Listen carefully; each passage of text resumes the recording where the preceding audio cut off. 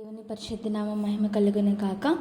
దేవుని వాక్యం వినిచిన ప్రేమైన సహోదరులకు దేవుని నామమున శుభాభివందనములు తెలియచేస్తున్నాము. ఈరోజు ఎక్కువమన్న మార్చి 8వ తారీఖుది విశ్వాసపు ఉద్యమము.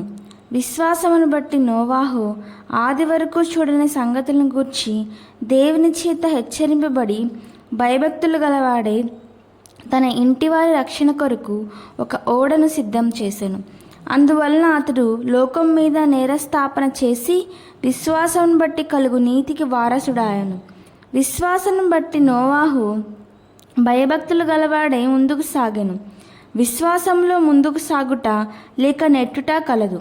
విశ్వాసం మనల్ని కదిలించిన ఎడల, మనల్ని ముందుకు నెట్టుచున్న ఎడల ఈ లోకంలో ఏదియూ మనల్ని కదిలించలేదు. ఎవరైతే లోకమును కదిలించెదరో వారు లోకం చేత కదిలింపబడజాలరు. నోవాహు ద్వారాను విశ్వాసం గొప్ప కార్యం జరిగించెను. అతడు ఒక ఓడ సిద్ధం చేసెను. ఓడ సంగమునకు సాదృశ్యంగా ఉన్నది. విశ్వాసం లేని వారు సంగమును కట్టలేరు. ఓడ యొక్క ఉద్దేశమేమి? దానిలో ప్రవేశించిన వారందరినీ రక్షించుటయే దాని ఉద్దేశము. జలములు ప్రబలి విస్తరించుచున్నప్పుడు దానిలో ప్రవేశించిన వారు పైకెత్తబడిరి.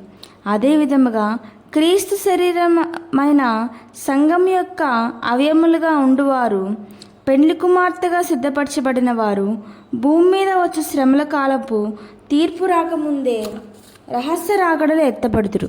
విశ్వాసమును బట్టి నోవాహు దేవుని హెచ్చరికను తీవ్రముగా పరిగణించి తగిన చర్యలు తీసుకునెను. యేసు ప్రభు త్వరగా వచ్చుచున్నాడనే హెచ్చరికను తీవ్రమైనదిగా పరిగణించుచున్నావా? అలా కాకపోతే నీకు విశ్వాసం లేదనే అర్థము. విశ్వాసమును బట్టి సిద్ధము చేసెను. యేసు త్వరగా వచ్చుచున్నాడు. ప్రజలెందుకు ఇంకనూ సిద్ధపడటలేదు? వారికి విశ్వాసం లేదు. అంత పెద్ద ఓడను కట్టుటకు మనుషులను ఎచ్చటి నుండి తీసుకురావాలని నోవాహు ఆందోళన చెందలేదు. మానవ శక్తి, సమయము, సమూనాలు తయారు చేయ ఇంజనీర్లు, అవసరమైన గొప్ప రొక్కము మొదలగునవి అతనికి అంత గొప్ప విషయములుగా తోచలేదు.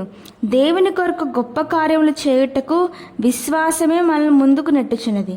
విశ్వాసం మన నౌక పగలకుండా కాపాడును, పలు అలల మధ్య చేర్చును, నిశ్చయం కోరిన రేవునకు నడుపునుగాక. దేవుని పరిశుద్ధ నామమునకు స్తోత్రం. Praise the lord.